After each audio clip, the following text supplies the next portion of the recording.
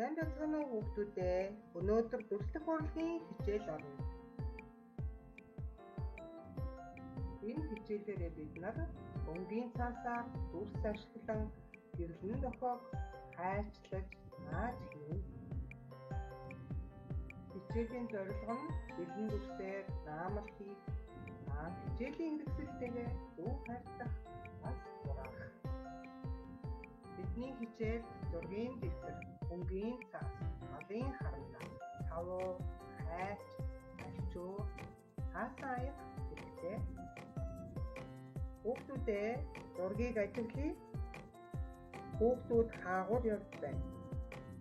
Зам дээр гацаар гарч байна. Тийм үү? Гацны хажууд юу байна хүүхдүүдээ? Гэрлэн дохио байна.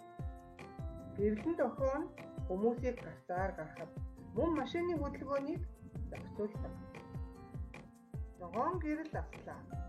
Ногоон гэрэл асахад хүмүүс зам хөндлөн гарч болно гэсэн дохио юм. Улаан гэрэл аслаа.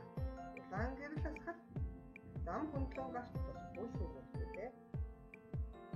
Шар гэрэл бол анхааруулах дохио юм.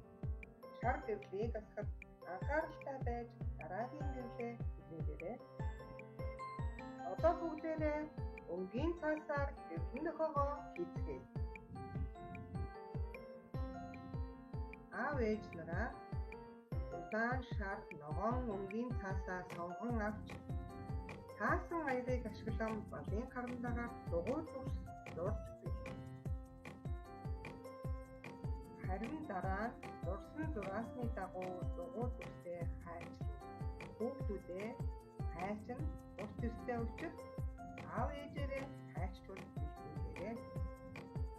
Бэлдсэн 3 өнгийн дүрсээ хар өнгийн цаасан дээрээ дарааллын дагуу 5 зэрэг дүрсэж наана. Наасан бэлтгэлээ зургийн дэвтрийн цаасан дээр нааж бидний бүтээл бэлэн болно.